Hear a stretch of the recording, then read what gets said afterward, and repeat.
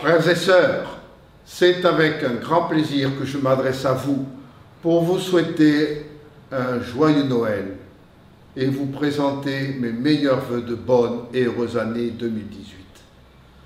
Mais que peuvent signifier ces vœux de Noël pour tous ceux et celles parmi vous qui sont confrontés à la maladie, à la précarité, à la solitude, à la peur du lendemain et au rejet?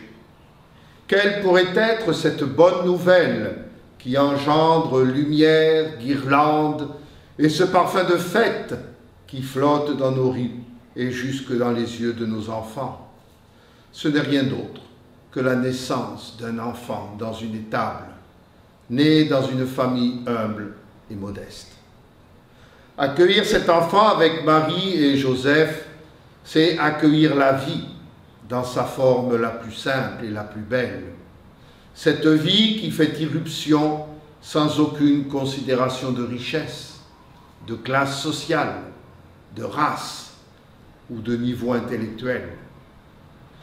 La naissance d'un enfant est en effet un moment privilégié dans une famille, car elle ouvre un avenir, elle est une victoire de la vie, et elle est, ou devrait être, le fruit de l'amour. La naissance du Christ Jésus dans la crèche de Bethléem est tout cela, mais elle est plus encore. Elle donne à chacun et à chacune d'entre nous une dignité incomparable, puisque Dieu se fait homme. Désormais, même le plus petit, le plus pauvre, le dernier, se voit revêtu de cette dignité qui trouve son origine dans l'amour que Dieu porte à notre humanité. Désormais, tout ce qui touche et concerne l'humain touche et concerne Dieu. Et blesser l'homme, c'est blesser Dieu. Cette naissance nous dit enfin où chercher Dieu, ni dans de riches palais, ni dans de luxueuses maisons, ni en des lieux inaccessibles aux pauvres et aux humbles, mais dans une crèche, où Dieu se fait petit, faible, fragile, comme l'est un nouveau-né. Un lieu où les bergers peuvent le trouver simplement, car il est venu habiter chez eux. Accueillir l'enfant de Noël, c'est nous ouvrir et ouvrir notre cœur à cette bonne nouvelle que le Christ Jésus nous annonce et qui nous concerne tous. L'amour est plus fort que la mort. Et seul l'amour peut nous aider à surmonter nos faiblesses, nos divisions, nos doutes, nos replis sur nous-mêmes, nos limites.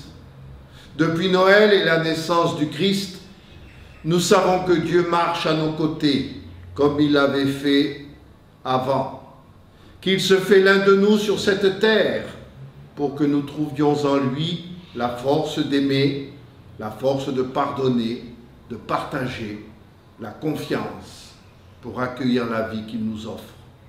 C'est donc avec cette conviction de foi que je vous présente mes meilleurs souhaits de joyeux Noël et de bonne et heureuse année 2018.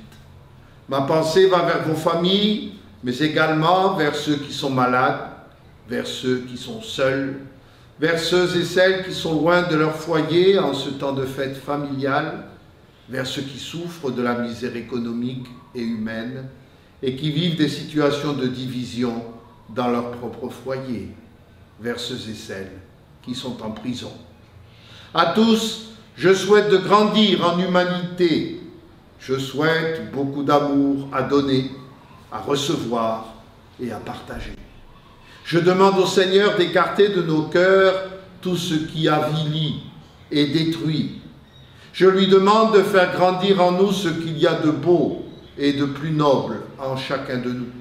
Je lui demande pour vous la santé du corps, de l'esprit. Je lui demande enfin de faire germer en chacun les semences de paix, de réconciliation et de solidarité qui nous permettront de bâtir ensemble cette année 2018 encore plus belle et plus fraternelle. Que la naissance du Christ Jésus redonne à chacun et à chacune d'entre vous espérance, qu'elle réveille en nous le désir et la force pour servir et pour aimer, afin que Noël ne soit pas simplement un jour dans l'année, mais que ce soit Noël chaque fois que nous ouvrirons nos mains et nos cœurs pour partager cette joie que le Seigneur fait briller en nous. À tous et à toutes, joyeux Noël, bonne, heureuse et sainte année.